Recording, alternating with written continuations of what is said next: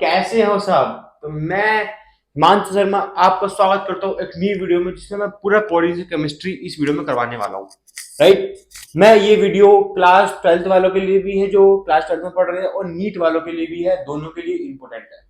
ठीक, कोई डाउट होगा तो पूछ सकते हो, लेकिन वीडियो काफी इंपॉर्टेंट है। आपको कोई नए नए कंसेप्ट पता लगेंगे, नई नई चीजें पता लगेगी, और आपको बड़ा इंटरेस्ट आने वाला है। हमेशा वीडियो को पूरा देखना है, कोई डाउट होगा तो पूछना है। लेकिन हम वीडियो को स्टार्ट करते हैं, जल्दी स्टार्ट कर देंगे क्योंकि टाइम बहुत कम बचा हमारे पास, तो हम स्टार्ट करते हैं। चलिए,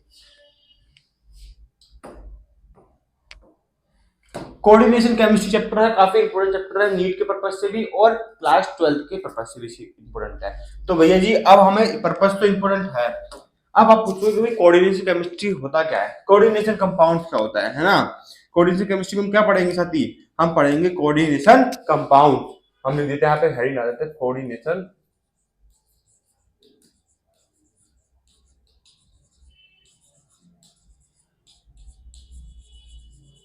कंपाउंड। ठीक है, कोऑर्डिनेशन कंपाउंड का मतलब क्या है, एक आदमी से दो चार बच्चे एकदम क्या नाम है गले मिल रहे हैं, मतलब एक मेटल से बहुत सारे मॉलिक्यूल्स अटैच हो रहे हैं।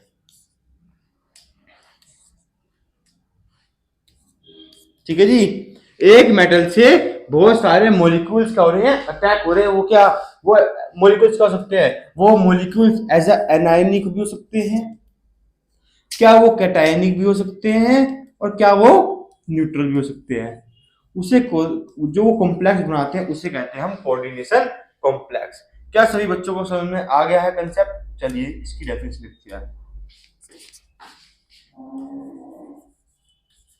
When the central metal atom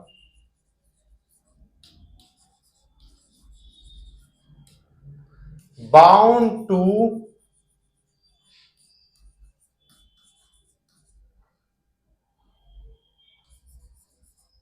anionic or a neutral molecules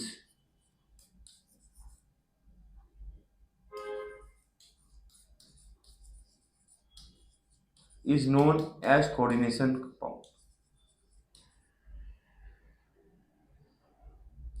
coordination complex भी बोल सकते हैं, कोऑर्डिनेशन कंपाउंड भी हम बोल सकते हैं।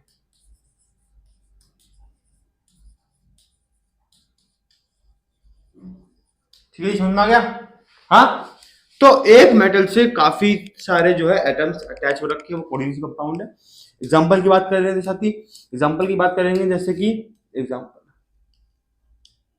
ठीक है जी, FeCN का होल 6 2 माइनस, ठीक है जी, NiCO4। तो इसको हम किससे बंद करते हैं, स्क्वायर ब्रैकेट से हम इसको बंद करते हैं। ठीक है, तो ये कौन सा मॉलिक्यूल हो गया, एक एनायनिक है, ये क्या होगा, ये एक न्यूट्रल है। दोनों के एग्जांपल मैंने लिख दिए। ठीक है जी, समझ आ गया। तो काफी तरह के स्ट्रक्चर भी बन सकते हैं, तो उसके लिए हम आगे पढ़ने वाले हैं। तो मैंने बेसिकली पता लगा कोऑर्डिनेशन कॉम्प्लेक्स क्या होते हैं, जो कोई भी मेटल किसी नेगेटिव एटम किसी मॉलिक्यूल से अटैच हो रखा होता है। ठीक,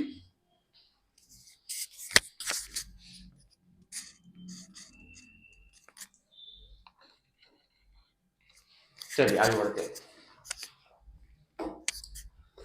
अब उसके बाद आता है जी, एक टर्मिनोलॉजी आती है जी, डबल सोल्ट।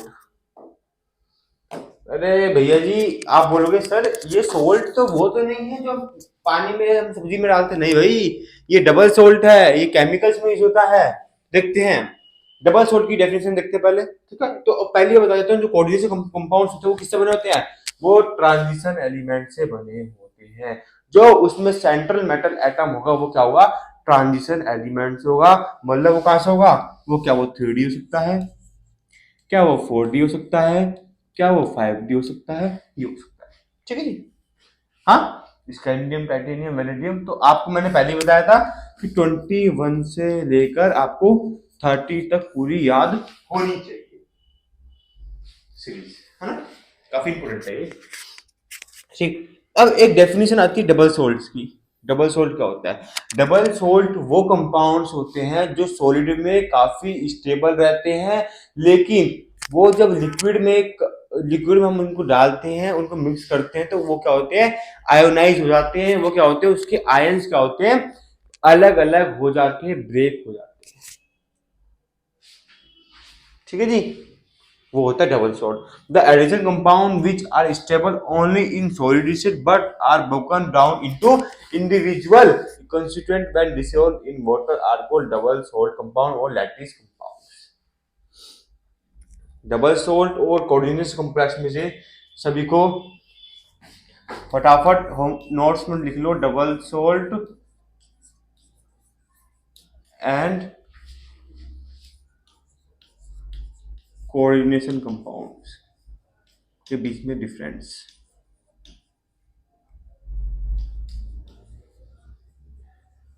ठीक है, ये करके आना है, ये तुम्हारा होमवर्क है।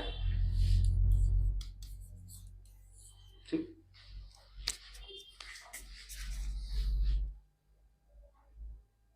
चलिए अब कुछ एग्जांपल से लेते हैं डबल सोल्ट के।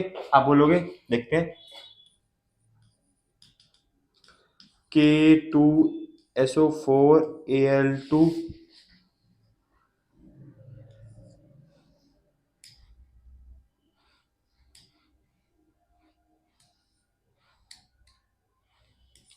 Al2SO4 का होल थ्राइस डॉट 12H2O। ये किसका फॉर्मूला? ये फॉर्मूला आपका पोटास आलम। ये क्या है? डबल सोल्ट है। क्यों डबल सोल्ट है? क्योंकि यहाँ पे क्या है? पोटेशियम भी एल्युमिनियम भी है, तो पोटेशियम किस में कन्वर्ट होगा? K प्लस में कन्वर्ट होगा, और एल्युमिनियम किस में कन्वर्ट होगा? Al3 प्लस में कन्वर्ट होगा। ठीक, इसलिए ये क्या है? डबल सोल्ट है। तो हमारा एग्जाम्पल पता लग गया क्या होता है, ये पता लग गया, हमें यही पढ़ना है। ठीक, ये भी हो गया। आगे बढ़ते हैं, आगे टर्मिनोलॉजी कुछ कुछ पढ़ते हैं। कोऑर्डिनेशन कंपाउंड में क्या क्या टर्मिनोलॉजी होती है? Central metal atom. Central metal atom जो एटम होता है जिसपे क्या होते हैं? मॉलिक्यूल्स क्या होते हैं? बाउंड होते हैं, उसे कहते हैं सेंट्रल मेटल एटम कहते हैं। The metal atom of a complex ion with the coordinate with atoms और groups of atom ion by accepting their lone pair of electrons. ठीक है, जो इलेक्ट्रॉन्स किस पे आएंगे? जो इलेक्ट्रॉन्स एटम से मॉलिक्यूल से आएंगे उसको क्या करता है? वो बाउंड करता है, उसको क्या करता है? एक्सेप्ट करता है। ठीक है, लिगेंड्स क्या होता है? लिगेंड्स होता है जी भाई साहब, जो मॉलिक्यूल्स क्या होते हैं? एटम से अटैच होते हैं। एटम से क्या होंगे? अटैच होते हैं। वो क्या कैटायन भी हो सकते हैं, वो एनायन भी हो सकते हैं, वो और क्या हो सकते हैं? वो इंटरमोलिक्यूल्स हो सकते हैं which form compounds bond with the central metal atom by pronating and electrons pair are ligands. This electron are donors are also known as Lewis base. ये क्या होता है? ये क्या काम करता है? ये लुईस बेस की तरह काम करता है, और सेंट्रल मेटल एटम किस तरह काम करता है? लुईस एसिड की तरह काम करता है। अरे वाह, एक बात तो पता लगी। सेंट्रल मेटल एटम किस तरह काम करता है? लुईस एसिड काम करता है, और लिगेंड किस काम करता है? लुईस बेस की तरह काम करता है। ठीक है, ठीक। लिगेंड्स कैसे हो सकते हैं? लिगेंड्स से काफी टाइप्स हो सकते हैं। जो लिगेंड टाइप है वो on the basis of charge क्या हो सकता है? पहले हो सकता है एनायनिक लिगेंड हो सकता है। एनायनिक लिगेंड मतलब जिसपे नेगेटिव चार्ज होगा, मतलब F minus, Cl minus, Br minus, OH minus, Cn minus, SO3 2 minus, H2 minus, SO4 2 minus. These are negatively charged and are the most common type of ligands. This, ठीक है। Neutral ligand कौन से होते हैं? जिसपे क्या होगा?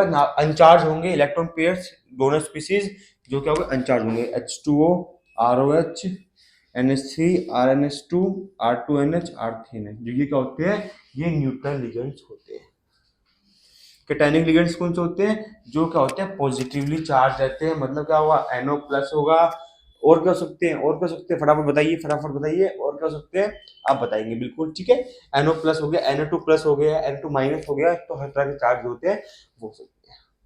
ठीक है, ये जो है तीनों जो है ये किसके है? लिगेंड्स के टाइप है। अब आते हैं लिगेंड्स में on the basis of density. Density के बेसिस पर हम लिगेंड्स को देखें तो क्या होगा? पहले बताएंगे हम डेंसिटी होता क्या है। नंबर ऑफ डोनेटिंग ग्रुप जब लगे होते हैं तो उसे जितने लगे होते हैं उसे हम डेंसिटी कहते हैं। Number of donation accepted by an atom from a particular ligand is known as denticity. ठीक, मोनोडेंटेड लिगेंड कौन कौन से थे? H2O, NO, CO, NH3, ठीक है, Cl minus ETC। Bidentate ligand मतलब जिसके दो डोनर एटम्स होंगे, क्या होंगे?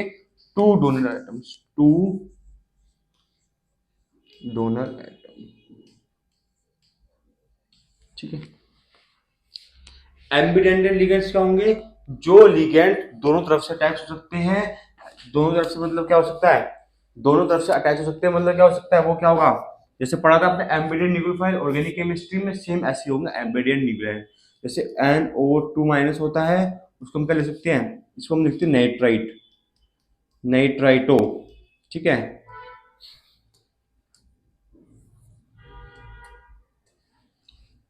नाइट राइटो एन, ठीक है। अब ONO को क्या लिख सकते हैं हम? नाइट्राइटो ओ, वो लिख सकते हैं, ठीक। तो ethylene diamine tetra acetate, ethylene diamine tetra acetate क्या होता है? मतलब EDTA, EDTA, EDTA जो है ये नीट पीवाई का क्वेश्चन है। नीट पीवाईक्यू इस बार जो री एग्जाम हुआ था, नीट पीवाईक्यू री एग्जाम में ये क्वेश्चन आया था 2024 में, ठीक है साथी। तो EDTA, EDTA क्या होता है आपका? ये होता है आपका इथाइलिन डाई अमीन टेट्रा एसिटेट होता है, ठीक। इसका ये कौन सा लिगेंड होता है? ये होता है आपका हेक्साडेंटेड लिगेंड। क्या होता है? हेक्साडेंटेड लिगेंड होता है। मतलब क्या होगा? इसमें क्या होगा? 6 डोनर एटम्स होंगे, हेक्साडेंटेड लिगेंड होगा, ठीक। सेकंड क्वेश्चन की बात करते हैं, which of the following is not an ambidentate ligand. तो कौन सा नहीं है, ठीक है। तो आपका CN हो सकता है, हो सकता है। NO2 हो सकता है, हो सकता है जी। CN माइनस हो सकता है, हाँ जी ये भी हो सकता है। वो क्या होगा? NC से कनेक्ट भी हो सकता है। माइनस ये क्या होगा? ONO से भी कनेक्ट हो सकता है। और ये क्या होगा? वो NCS से भी कनेक्ट हो सकता है, ठीक है। इसका नाम क्या होता है? इसे हम क्या लिख सकते हैं? थायोसाइनाइटो बोल सकते हैं साथी, थायोसाइनाइटो एन लिख सकते हैं इसको। इसको क्या लिख सकते हैं हम? नाइट्राइटो वो लिख सकते हैं। इसको क्या लिख सकते हैं हम? साइनाइड लिख सकते हैं। लेकिन हम क्या लिख सकते हैं यहाँ पे? आइसोसाइनाइड लिख सकते हैं। अरे वाह, ये लिख सकते हैं, ठीक है। कोई डाउट? तो क्या होगा इसका? जो नहीं है वो है C2O4। ये क्या होगा आपका? ऑक्जेलेटो आयनायन होगा। क्या होगा? ऑक्जेलेटो एनायन होगा C2O4, ऑक्जेलेटो एनायन होगा। ये क्या होता है? बाइडेंटेड लिगेंड होता है, ठीक है। इसका स्ट्रक्चर क्या होता है ऑक्सीडेटिव एनायन का? सभी चीज मैं बार बार रिपीट करवा रहा हूँ सभी बच्चों, मेरे प्यारे बच्चों से। COO माइनस, COO माइनस, तो माइनस माइनस 2 माइनस C2O, ठीक। सभी बच्चों को कंसेप्ट समझ में आ रहा है? अरे वाह, आ रहा है, बिल्कुल। मुझे लग रहा है ऐसा कि बहुत इंटरेस्टिंग क्लास चल रही है। सभी को कोई डाउट नहीं होना चाहिए, हमेशा क्लास में बिल्कुल अटेंटिव रहिए। अब पूछते हैं EDTA का स्ट्रक्चर क्या होता है? EDTA का स्ट्रक्चर क्या होता है देखते हैं। NCH2 यहाँ पे क्या होगा? CH2CO माइनस होगा,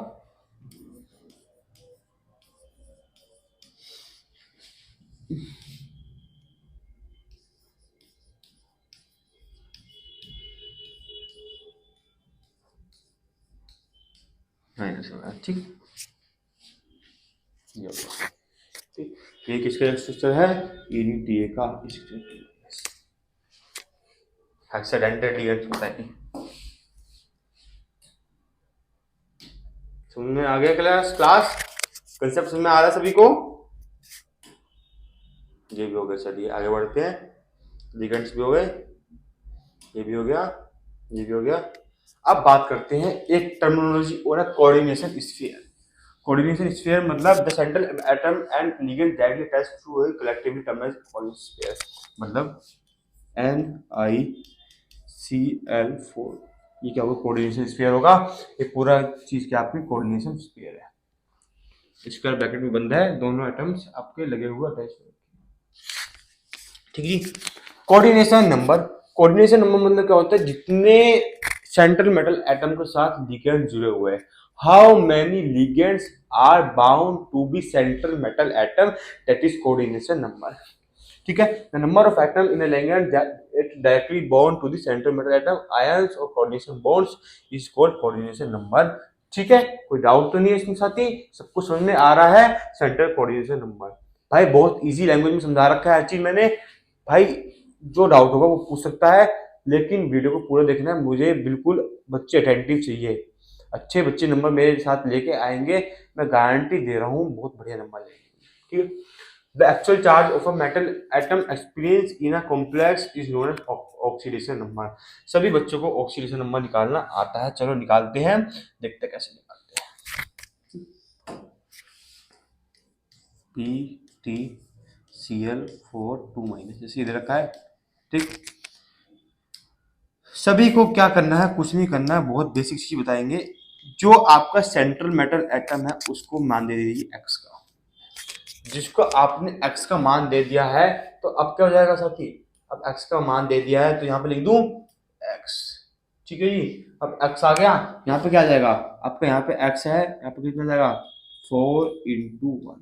ठीक है, क्योंकि आपको पता है Cl का कितना होता है, यहाँ पर होता है -1 चार्ज। ठीक है जी, इक्वल टू -2, तो क्या हो जाएगा x equal to -4 equal to -2, तो x इक्वल टू -2 +4, तो x इक्वल टू +2। तो which Pt is half Pt2 plus. ठीक है, अगर हम इसका वो निकालते हैं, क्या निकालते हैं, इसका कोऑर्डिनेशन नंबर निकालते हैं। तो कोऑर्डिनेशन नंबर में क्या करना है, Cl4 कितने 4 है, Pt के साथ कितने क्लोरीन जुड़े हुए हैं 4, तो क्या होगा Cl4 है 4 है, तो क्या होगा 4 कोऑर्डिनेशन नंबर होगा।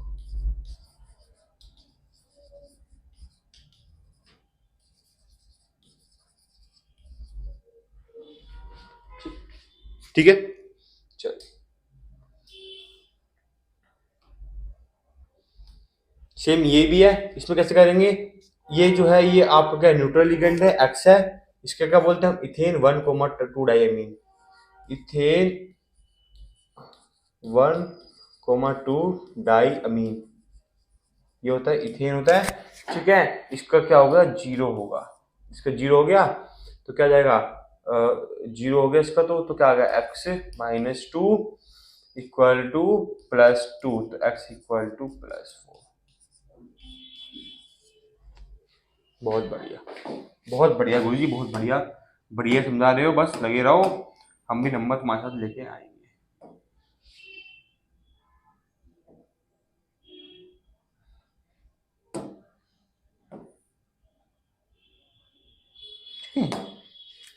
चलिए अब हम थोड़ा सा नेमिंग सीख लेते हैं।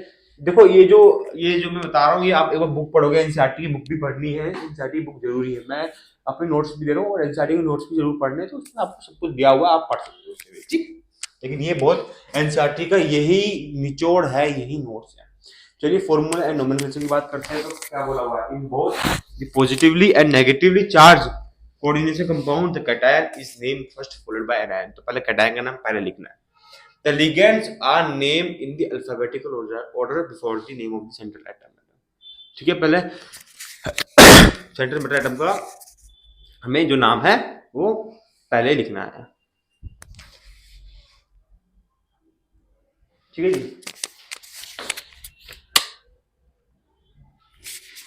थोड़ा सा दोस्तों को लाइटिंग क्यों आ रही है वो कमेंट कर रहे हैं मेरे को, तभी मैं लाइटिंग को थोड़ा, अब लाइट सही आ रही है, हाँ जी अब सही आ रही है। ठीक है साथी, चलिए करते क्वेश्चन। मैं क्वेश्चन में दिखा सकता हूँ, देखो अभी भी क्वेश्चन जो है ये काफी जीके क्वेश्चन दिए गए हैं, तो मैं इसको भी स्टार्ट करेंगे। चलिए पहली बात देखिए, जो ये कोऑर्डिनेशन नंबर देखा आपको, देखा पीटी NH3 का होल देखा ना, तो पीटी NH3 का होल टू Cl NO2, ठीक है जी। ठीक, अब आपको क्या करना है, आपको बता पहले क्या आएगा, पहले आपका जो है आपको लिखना है, पहले क्या लिखना है, अकॉर्डिंग टू द लिगेंड जो है आपके, सबसे पहले अल्फाबेटिक ऑर्डर में क्या आएगा, अमीन आएगा। तो मैं लिख देता हूँ यहाँ पे डाई अमीन। मैंने बताया जिसका अल्फाबेटिक ऑर्डर पहला है वो पहला आएगा, अमीन हो गया। फिर क्या है, सी आएगा, डाई अमीन क्लोरो। यहाँ पे क्लोरिडो नहीं आएगा क्योंकि नेगेटिव आयन जहाँ पे होगा, जहाँ पे नेगेटिव होगा वहां पे हम लिखेंगे क्लोरिडो। यहाँ पे हम लिख देते क्लोरिडो, लिख देते क्लोरिडो आएगा, क्लोरिडो। ठीक, नाइट्रेटो,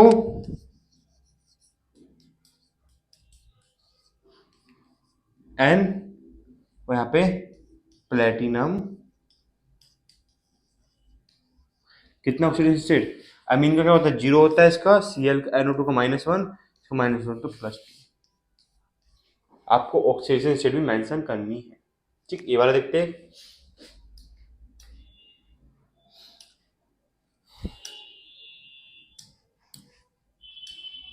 ये आपका, इसको हमेशा ध्यान रखना है, जो आपका कैटायन होगा उसको पहले लिखेंगे। तो कैटायन आपका ये है और एनायन आपका ये है, तो क्या है, के प्लस दे रखा है और 3 माइनस दे रखा है, ये दे रखा है ना। तो पोटेशियम लिखूं, लिख दिया हमने पोटेशियम, पोटेशियम लिख दिया जी, हाँ जी लिख दिया। उसके बाद क्या आएगा, tri oxalate,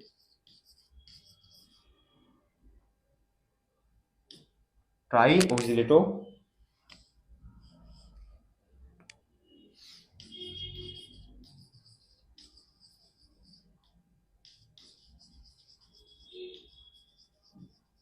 chromium, tri oxalato chromium.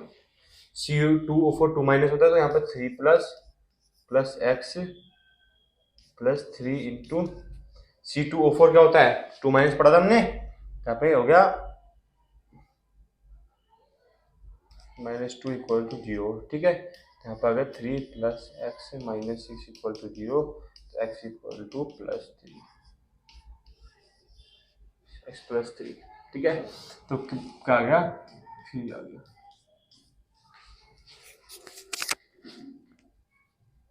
हाँ जी आ गया, समझ में आ गया है। जैसे इसका बोला है ये न्यूट्रल लिगेंड है, तो क्या करेंगे यहाँ पे, क्या करेंगे, कुछ नहीं करना है, NiCO4 दे रहा है, NiCO4, तो 4 है, Cu को बोलते हैं हम टेट्रा, टेट्रा कार्बोनिल निकल, टेट्रा कार्बोनिल निकल क्या होगा, 0, टेट्रा कार्बोनिल निकल 0, ये होगा। मरकरी का भी में कोबाल्ट हाइड्रोक्साइड S और आपका, तो ये आपके नोमेनक्लेचर हो गए। अब आते हैं हम आइसोमरिज्म पे आते हैं। आइसोमरिज्म आपको पता है कि सेम मॉलिक्यूलर फॉर्मूला होगा, बट क्या होगा, डिफरेंट स्ट्रक्चर होगा, डिफरेंट प्रॉपर्टीज भी हो सकती है, आइसोमर्स उसे कहते हैं आइसोमरिज्म। ठीक,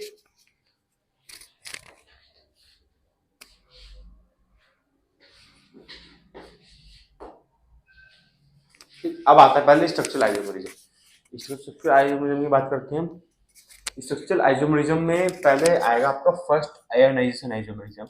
आयोनाइजेशन में कुछ नहीं है, आपको क्या करना है, बेसिक सी चीज करनी है आयोनाइजेशन में, the result of the exchange of group of ions, group of ions का एक्सचेंज हो जाएगा।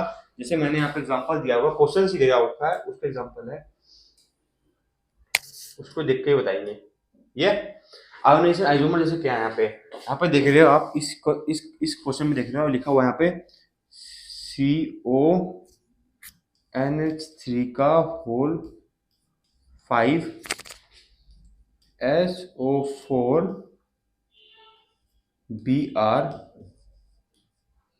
ठीक, दूसरा लिखा हुआ है यहाँ पे CONH3 का होल 5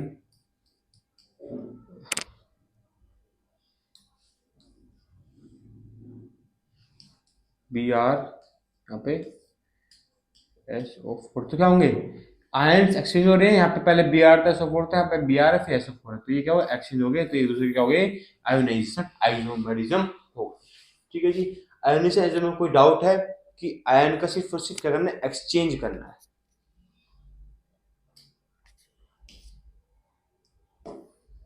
चलिए दूसरी बात करते हैं, हाइड्रेट आइसोमर की बात करते हैं। हाइड्रेट आइसोमरिज्म में क्या होगा, वाटर मॉलिक्यूल से करते एज ए लिगेंड की तरह बिहेव करते हैं। Water molecules act as a water of crystallisation and this appear outside the coordination isomer से बोलते हैं हाइड्रेट आइसोमरिज्म बोलते हैं MH2 का होल 6। तो इसी क्वेश्चन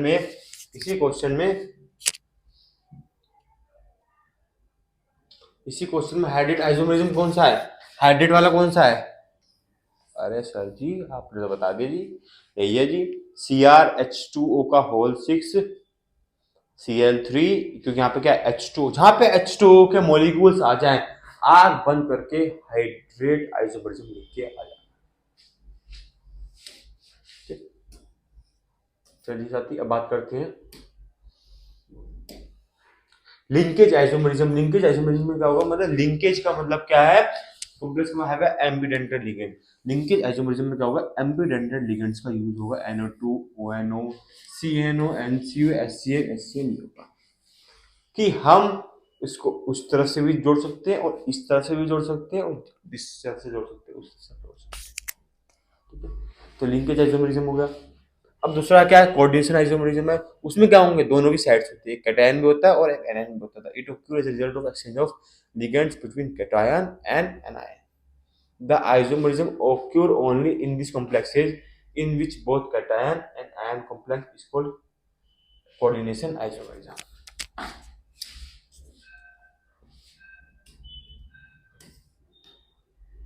ठीक, तो कोऑर्डिनेशन आइसोमर कौन सा होगा इसमें, ये वाला CR, क्योंकि इसमें क्या है प्लस है माइनस है, तो इसमें ये वाली एंटिटीज क्या है प्लस है, ये वाली एंटिटीज क्या है नेगेटिव है, तो क्या होगा कोऑर्डिनेशन आइसोमरिज्म होगा। ये क्वेश्चन है। ठीक, अगर हम बात करते हैं आयोनाइजेशन पता लग गया, वाटर मॉलिक्यूल्स ये वाला आइसोमरिज्म कौन सा है, यहाँ पे NO2 लगा हुआ है, यहाँ पे ONO लगा हुआ है, तो कौन सा होगा लिंकेज आइसोमरिज्म, जहाँ पे क्या हो रहा है एम्बीडेंटेड का यूज हो रहा है, किसका हो रहा है एम्बीडेंटेड का यूज हो रहा है।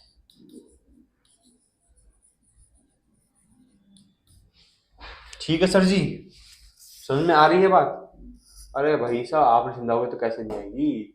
चलिए दूसरा स्ट्रक्चर आइसोमरिज्म की जगह एक आइसोमरिज्म और आता है, वो है stereo isomerism. Stereo isomerism occur as a result of different arrangement of ligands। different ligands को arrangement को हम कहते हैं, जैसे कि मैंने कोई भी लिगेंड्स लिया, उसको मैंने यहाँ पे Ni है, ठीक है, मैंने यहाँ पे NiEN का होल 2 यहाँ पे लिख दिया, मैंने Cl2 लिख दिया, मान लो ठीक, क्या होगा तो Ni हो गया यहाँ पे एक बार मैंने En लिख दिया, एक बार यहाँ पे मैंने En लिख दिया, यहाँ पे मैंने Cl लिख दिया, यहाँ पे मैंने Cl लिख दिया। ठीक है जी, ठीक है जी, ये क्या होगा, ये पोजीशन जो होगी वो सिस पोजीशन होगी।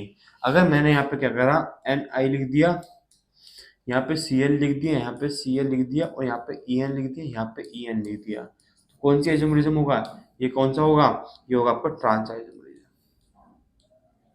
तो ये क्या होगा सिस हो गया ट्रांस हो गया, ये दोनों क्या है एक ऐसे ज्योमेट्रिकल आइसोमरिज्म के पार्ट है इसके, ज्योमेट्रिकल आइसोमरिज्म। इन सब consider complex molecule the two similar ligands are at right angle triangle, तो क्या होगा ज्योमेट्रिक आइसोमरिज्म होगा। When two ligands are position in the opposite direction is called trans isomerism. ठीक है जी, फटाफट स्क्रीनशॉट लीजिए इसका। क्लास मस्त चल रही है ना, कोई डाउट तो नहीं है, सभी को मजा आ रहा है ना भाई, चीजें होगी बिल्कुल होगी यार, हमें नंबर लेके आने हैं, कैसे लेके आने हैं, पढ़ के लेके आने हैं।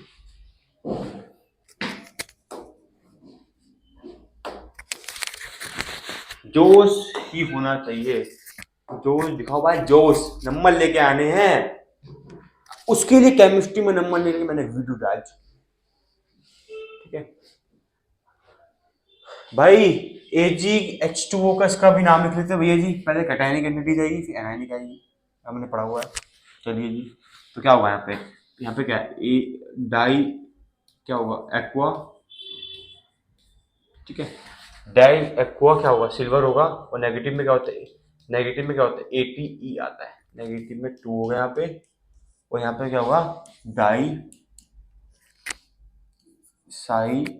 साइनाइडो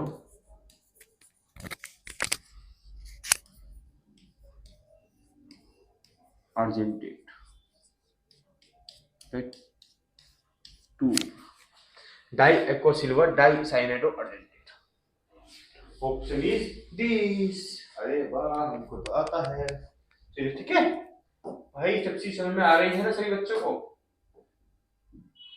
चलो अब बात करते हैं वर्नर स्टोरी। अरे सर आपने तो इसको वर्नर स्टोरी को यहाँ लगा रखा है, ठीक, एनसीईआरटी वालों ने वर्नर स्टोरी को बात शुरू में लगा रखा है, तो कोई दिक्कत नहीं, जहां भी लगा रखा हमें उससे कोई मतलब नहीं होता, हमें सीधा कंसेप्ट से मतलब होता है। In coordination compound metals own two types of linkage होता है, प्राइमरी लिंकेज और सेकेंडरी लिंकेज। प्राइमरी लिंकेज क्या होगा, आयोनाइजेबल होगा, जो क्या होगा नेगेटिव आयन सेटिस्फाई करेगा। Secondary valency are non ionisable होगी, तो these are satisfied by the neutral molecules और नेगेटिव आयंस। तो secondary valency is equal to the coordination number and is constant for a metal, ठीक है। तो ये क्या होगा, सेकेंडरी वैलेंसी जो होगी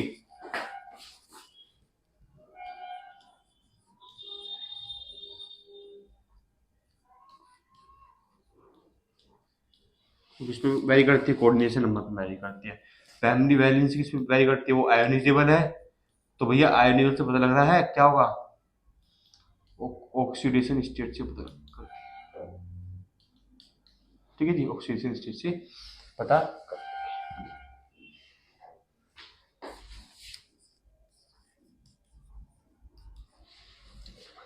ठीक है, ठीक।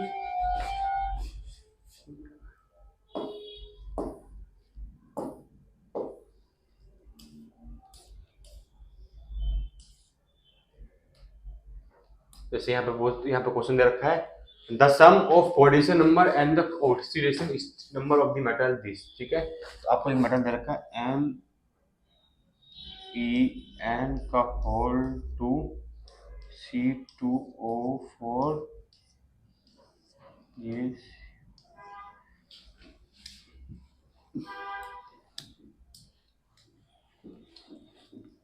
ठीक है, इसको मैंने एक्स मान दे दिया, इसको एक्स दे देंगे तो ये क्या हो जाएगा, ये 0 हो जाएगा, C2 क्या हो जाएगा -2 हो जाएगा, तो x -2 इक्वल टू -1, तो x इक्वल टू -1 +2, तो x इक्वल टू +1। ये क्या होगी, इसकी ऑक्सीडेशन स्टेट होगी, ठीक है। कोऑर्डिनेशन नंबर क्या होगा, यहाँ पे En क्या दे रखा है, En दे रखा है आपका 2 दे रखा है, C2O4 कितना दे रखा है आपका, एक रिएजेंट दे रखा है तो 1 हो गया, तो 2 + 1 क्या होता है 3 होता है, ठीक है। तो x आपका ये ऑक्सीजन स्टेट है, ये क्या है कोऑर्डिनेशन नंबर है, दोनों को ऐड कर देंगे तो क्या बन जाएगा 3 + 1। अरे ये तो आ ही नहीं रहा है,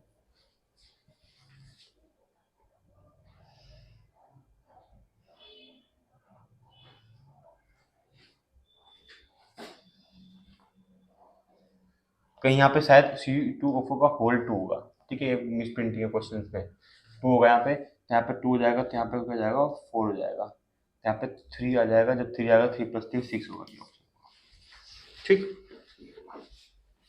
ये क्या वर्नर स्टोरी का एग्जांपल है।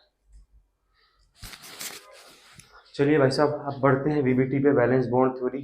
वैलेंस बॉन्ड थ्योरी क्या करती है, वैलेंस बॉन्ड थ्योरी आपको बता, it according to this theory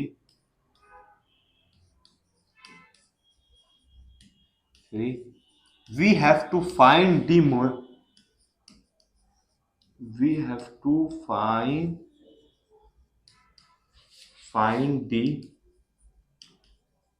atoms, have to find the structure, hybridization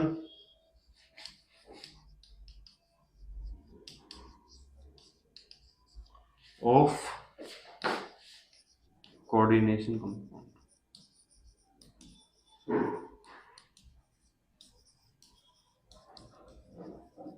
ठीक है साथी, ये ठीक है वर्नर्स वैलिबिलिटी के बैलेंस बॉन्ड थ्योरी के अकॉर्डिंग। चलो ये बैलेंस बॉन्ड थ्योरी करते हैं, क्वेश्चन नंबर 20 सिखाऊंगा कैसे करते हैं, करना खुद भी है लेकिन सिखाऊंगा कैसे करते हैं। क्वेश्चन क्या कह सकता है, भैया जी इस कंपाउंड का आप मैग्नेटिक मोमेंट निकालो।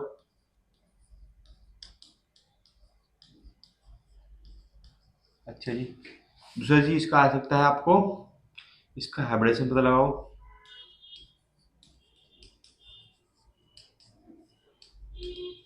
ठीक है जी, इसका स्ट्रक्चर क्या होता है। ठीक है जी, इसका क्या नाम है, मैग्नेटिक नेचर क्या है।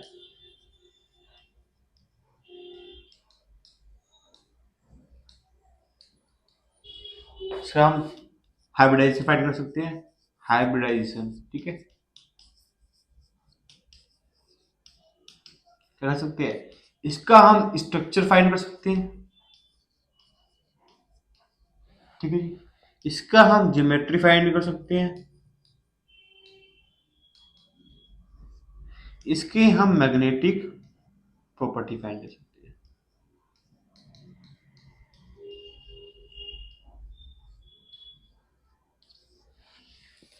ठीक, चलिए करते फाइंड, कैसे करते हैं।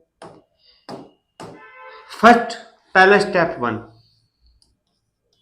स्टेप वन क्या आपका, स्टेप वन आपको कुछ नहीं है, आपको इसको x मानना है और इसकी ऑक्सीडेशन स्टेट निकालनी है। ठीक है, तो आपका x -4 इक्वल टू -2, तो x इक्वल टू -2 + 4, तो x इक्वल टू +2। ठीक है जी, सभी को समझ में आ रहा है। चलो, तो अब हम क्या करेंगे,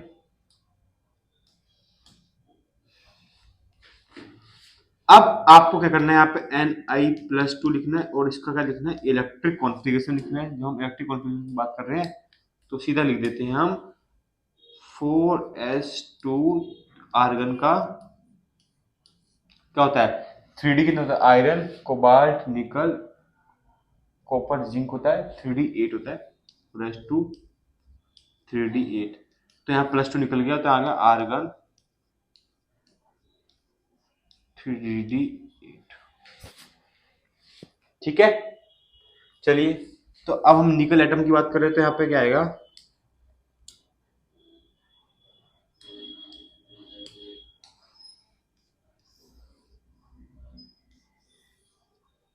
वन टू थ्री फोर, यहाँ पे कितना जाएगा, एक आ जाएगा। यहाँ पे हमने 3 ब्लॉक बना दिए। ठीक, ये क्या है, Ni जब क्या है, ग्राउंड स्टेट में है, ग्राउंड स्टेट की बात कर रहे हैं हम, तो कितना था पहले, 1 2 3 4 5 6 7 8 और यहाँ पे ये 4:2।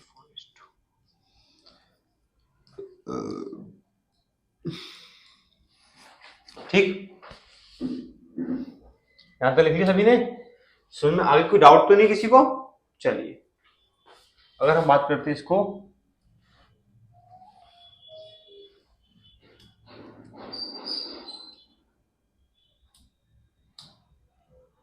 एक्साइटेड स्टेट में बात करते हैं, एक्साइटेड स्टेट।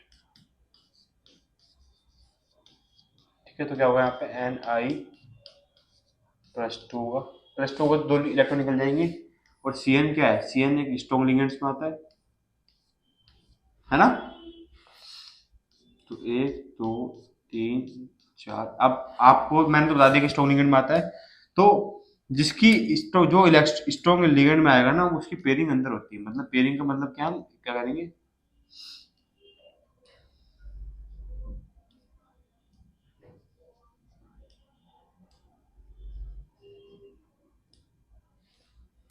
ठीक है।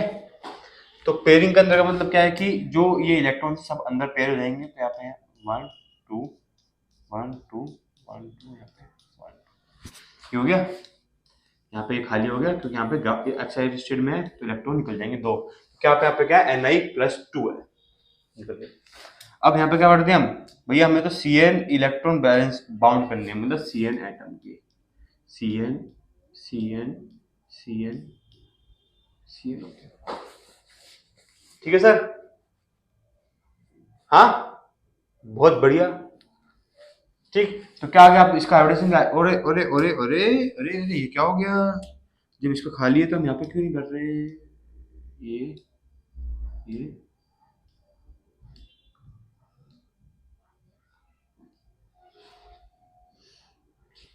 यहाँ पे क्या रखें? सी एन अंदर, सी एन यहाँ पे सी, तो क्या होगा यहाँ पे? D S P two. D S P two क्या होगा इसका? डी एस पी टू इसका क्या होगा? हाइब्रिडाइजेशन हो गया। ठीक है, अब इसका क्या निकालते हैं हम? इसका स्ट्रक्चर निकालते हैं। तो डी एस पी टू मतलब क्या होगा? स्ट्रक्चर होगा इसका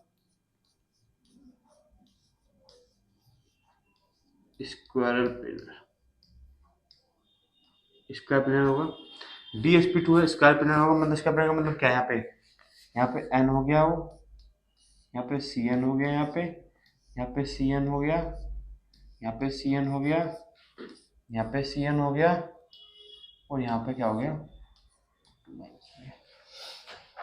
हाइब्रिडेशन हो गया। डीएसपी टू स्क्वायर प्लेनर की ज्योमेट्री होगी। और क्या बच रहा है? और क्या बच रहा है? इसका मैग्नेटिक मोमेंट निकालते हैं, एम निकालते हैं मैग्नेटिक मोमेंट।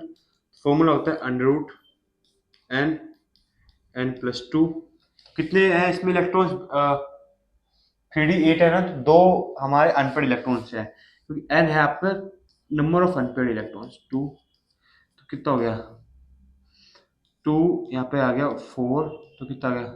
8।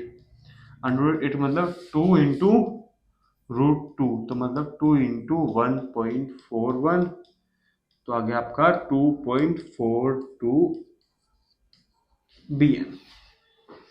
ठीक है, ये मैग्नेटिक मोमेंट आ गया। इसका जो नेचर होता है वो क्या होता है? डायमैग्नेटिक होता है, क्योंकि इसमें कोई भी अनपेड इलेक्ट्रॉन नहीं बचा है हमारा, सभी पेयरिंग हो सकती है।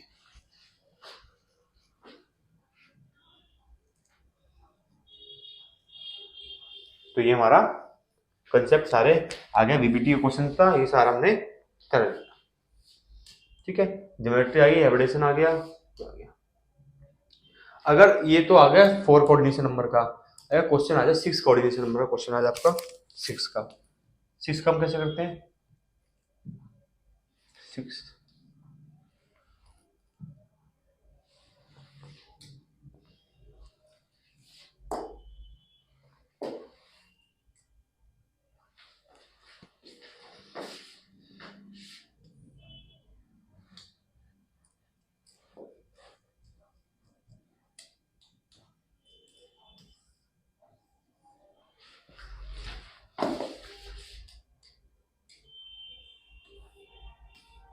ये 6 कोऑर्डिनेशन नंबर क्वेश्चन है। क्या करते हैं इसमें? इसमें कैसे करना है? कभी कभी हो जाता है, ग्लिच हो जाता है। ये आपका x हो गया, तो x माइनस 6 इक्वल टू -3, तो x इक्वल टू +3, तो Fe +3 लेते हैं। आयरन, कोबाल्ट, निकल, कॉपर, जिंक 26 होता है, तो क्या आ गया? आर्गन 4s2 3d6 हो गया। ठीक है, तो यहाँ पे क्या आ गया? +3 आ गया, निकल जाएगा, तो यहाँ पे हो गया 3d5 हो गया। चलो आगे बढ़ते हैं। 1 2 3 4 क्या हो गया? 1 2 3 4 5 इन केस ऑफ Fe+3। ठीक, अब 5 इलेक्ट्रॉन्स थे, 5 आ गए, और यहाँ पे क्या आ गया? यहाँ पे सेम वही वही फंडा अपना है हमारे। तो अब इसमें क्या होगा? पेयरिंग अंदर हो जाएगी, पेयरिंग अंदर कर देते हैं, क्योंकि ये क्या स्ट्रॉन्ग लिगेंड, सीएन जो होता है वो थोड़ा स्ट्रॉन्ग लिगेंड होता है।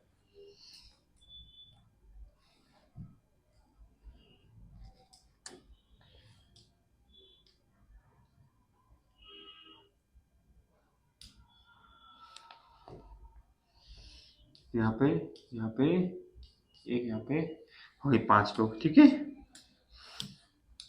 बाकी यहाँ पे लिख देते हैं सी एन, लिख देते सी एन हो गया, यहाँ पे सी एन, यहाँ पे सी एन, यहाँ पे सी एन 3, एक सी एन, यहाँ पे सी एन, तो क्या हो गया? D2sp3। D2sp3 क्या होगा आपका? ऑक्टाहेड्रल होता है, ऑक्टाहेड्रल ज्योमेट्री होगी, कोऑर्डिनेशन नंबर 6 होगा। इसका स्ट्रक्चर कैसा होगा? इसका स्ट्रक्चर होगा आपका FeCN, CN, यहाँ पे CN, यहाँ पे CN, यहाँ पे CN, यहाँ पे CN और यहाँ पे 3 ये आपका ठीक। और ये क्या होगा? डायमैग्नेटिक होगा। हाँ, ये क्या होगा? डायमैग्नेटिक होगा। ये होगा पैरामैग्नेटिक होगा। पैरामैग्नेटिक इन पैरामैग्नेटिक नेचर का होगा। और क्या बताना है? ठीक, पैरामैग्नेटिक का होगा। और मैग्नेटिक मोमेंट क्या होगा इसका? कितने इलेक्ट्रॉन्स? Fe+3 है, 5 है, 5 है, 5।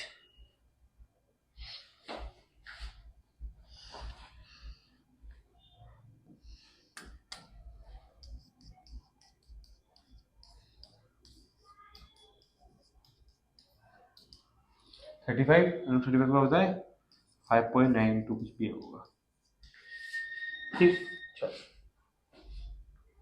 सेम ये क्वेश्चन है, NiCO4 का निकालना है, इससे भी निकाल सकते हो आप।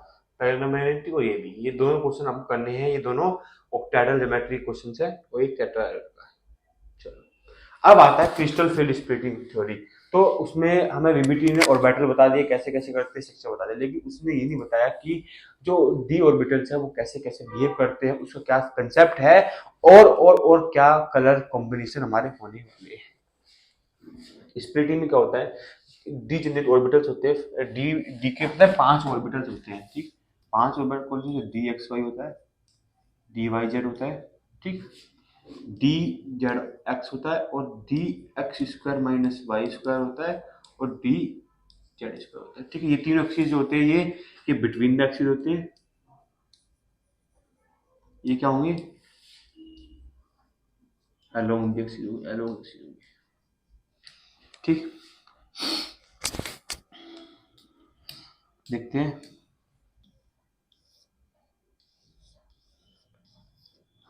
ये होगा ठीक, plus plus negative negative, anti bonding होंगे, बॉन्डिंग ऑर्बिटल्स होंगे, ये सारे ऐसे होंगे। और ये क्या होगा? एक ये और यहाँ पे क्या होगा?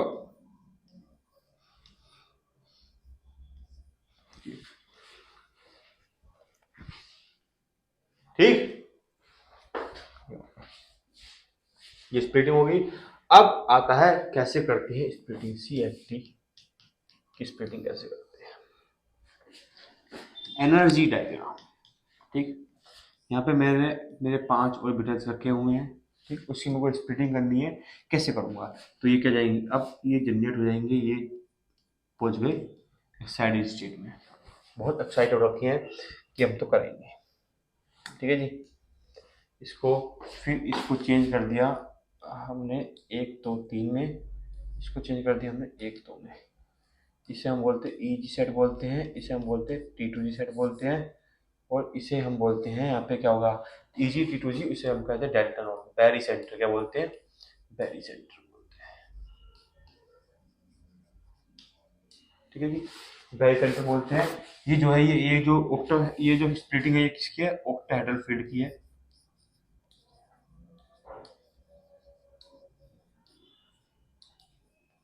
स्प्लिटिंग रखी है। ठीक, अगर इसमें कंसेप्ट आता है delta naught is greater than pairing energy होगा तो क्या होगा? ये वीक लिगेंड होगा।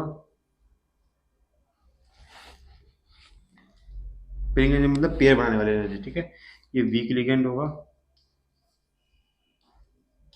सपोज समझ में आ रहा है? जैसे मैंने मान लिया मेरा D2 है, D2 कैसे भी लिखेंगे हम? D2 लिखा, स्ट्रॉन्ग लिगेंड के साथ है तो मैंने यहाँ पे इलेक्ट्रॉन बढ़ दिए, D2। ठीक है, तो उसका कॉन्फ़िगरेशन क्या होगा? DT2G2 और EG0।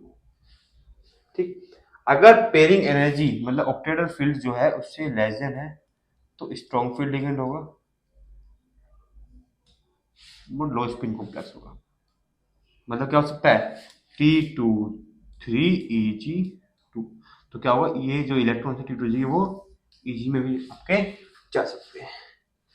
अगर ये एक बार चीज बता रहा हूँ बच्चा पार्टी आपको, ये थोड़ा कंफ्यूजन है मेरे को डेल्टा नीड ऑफ पी में, तो आप इसको एक बार देख के करेक्ट कर लेना है। गलती है तो आप कमेंट में लिख देना ये गलत क्या है, और कोई दिक्कत नहीं है, लेकिन ये थोड़ा सा देख लेते सही बच्चे, ठीक।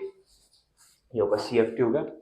तो ये हो गया। अब ऑक्टेट्राहेड्रल में होगा चेंज जाएगा टेट्राहेड्रल में। टेट्राहेड्रल में क्या होता है, T2 ऊपर आ जाता है और Eg का हो जाता है नीचे हो जाता है, सेम एनर्जी लगती है वही लगती है। फिर आता है स्पेक्ट्रोकेमिकल सीरीज।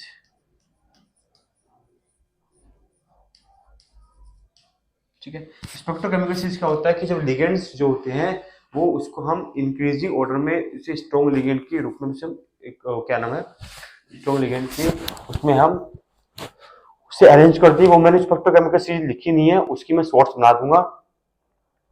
ठीक, अब स्पेक्ट्रोकेमिकल सीरीज की मैं शॉर्ट्स बना देता हूँ, तो आप उससे आप पूरा देख लेना। ठीक, और फिर ये भी हो जाएगा आपका। अब बचता है आपका कलर। कलर कैसे लगते हैं, देखो आपको कोई भी ध्यान रखना है, कोई भी कोऑर्डिनेशन, कोई भी मेटल एटम जब स्ट्रॉन्ग लिगेंड्स है वो ग्राउंड स्टेट से जब एक्साइटेड स्टेट में जाता है, फिर वो एक्साइटेड स्टेट में बोलता है कि भाई बहुत देर होगी, अब मैं अपनी पोजीशन पाना चाहता हूँ। वो आ गया लोअर एनर्जी में, फिर वो क्या कुछ फ्लेम शो करेगा, वो फ्लेम जो होती है वो फ्लेम चेंज इनटू कलर, इसलिए कलर भी शो करता है कोऑर्डिनेशन कॉम्प्लेक्स। ठीक है सर, कोई डाउट तो नहीं है इसमें। चल, अब एक टॉपिक आता है ऑर्गेनोमेटेलिक कंपाउंड। ऑर्गेनोमेटेलिक,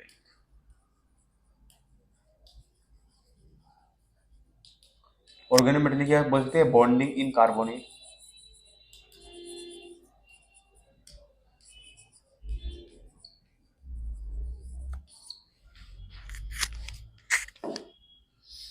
ठीक है, जब ऑर्गेनोमेटेलिक बॉन्डिंग कार्बन का मतलब क्या है, जब मेटल एटम किससे बॉन्ड बना रहा है, किससे बॉन्ड बना रहा है, ये मेटल एटम के ऑर्बिटल्स है, किससे बॉन्ड बना रहा है, C ट्रिपल बॉन्ड O है, इसके इससे बॉन्ड बना रहा है। ठीक है जी, कैसे बनाएगा, क्या करेगा, अब CO जो मेटल क्या होगा, इसमें दो तरह का प्रोसेस चलता है साथ ही, मेटल MCO बॉन्ड, इसे बोलते हैं M, यहाँ पे CO बॉन्ड। ठीक है, ठीक, तो ये कार्बन जो मॉलिक्यूल्स है ये क्या करेगा, इसको क्या देगा, सिग्मा डोनर, क्या देगा, अपने सिग्मा इलेक्ट्रॉन्स को सिग्मा डोनर है, क्या देगा, सिग्मा इलेक्ट्रॉन्स को क्या करेगा, डोनेट करेगा।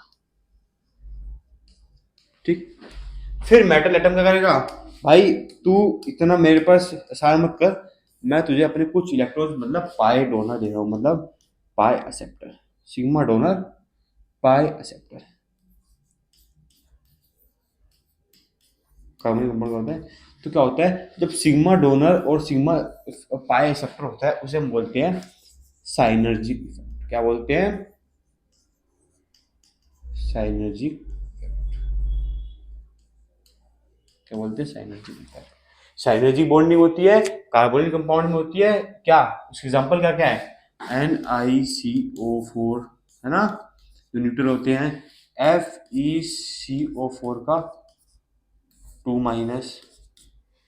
ठीक, ऑर्गेनोमेटेलिक क्या होते हैं, जिसमें मेटल एलिमेंट्स एक से ज्यादा जुड़े होते हैं, जो क्या करते हैं, सेम ही चीज है वो भी। ठीक, CO4 मतलब जिसमें कार्बोनिक कंपाउंड होगा वो भी ऑर्गेनोमेटेलिक कंपाउंड ज्यादातर होते हैं।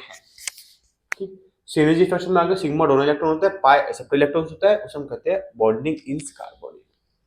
ठीक है, जिसे ऑर्गेनोमेटेलिक कंपाउंड कहते हैं। इसकी प्रिपरेशंस क्या है, एक प्रिपरेशन इसकी ये है, मैंने Na को प्लस सिंपल 4CO से डायरेक्ट से करवाया, क्या बनेगा, NiCO4 बनेगा। ठीक, दूसरा एक प्रिपरेशन है रिडक्टिव कार्बोनाइलेशन। क्या है, रिडक्टिव कार्बोनाइलेशन। इसमें क्या होता है, इसमें कुछ नहीं होता है, बहुत इजी है। ठीक है, जैसे मैंने कोई लिया CrCl3 लिया, प्लस Na डाला, प्लस का डाल दी, CO डाल दिया। ठीक है, क्या बनेगा, CrCO का होल 6 बनेगा, प्लस NaCl प्लस H2O बनेगा। ठीक है, ये होगा रिएक्टिव कार्बोनेशन होगा। ये जो रिएक्शन है ऑर्गेनोमेटेलिक मतलब बॉन्डिंग इज कार्बोनेटिक रिएक्शन, मतलब क्या होगा, पाई बॉन्डिंग पाई एक्सेप्टर होता है, तो ये सब इसमें होता है। अब क्या होता है, अब क्वेश्चन क्या आएगा पेपर में, why CO bond is behave as a pi acceptor acid, क्या होगा भाई, क्वेश्चन आएगा आपका, why CO bond behave as a pi acceptor तो चलो क्यों होता है, सिग्मा डोनो होता है, पाई एक्सेप्टर होता है। तो यहाँ तक मैंने आज सभी को ऑर्गेनिक मैंने कोऑर्डिनेशन कंपाउंड पूरा पढ़ा दिया है। कोई डाउट हो तो पूछ सकते हो, लेकिन आपको ये वीडियो पूरी सपोर्ट करनी है, मजा आने वाला है। कोई डाउट होगा पूछोगे, लेकिन आपको चीजें पढ़नी है। और भाई हम लोगों को सपोर्ट कीजिए, हम आपके लिए प्योर कंटेंट लेके आएंगे। कोई डाउट होगा तो पूछना है, लेकिन bye bye, thank you so much. पढ़ते रहिए, कंसेप्ट को स्ट्रॉन्ग करते रहिए।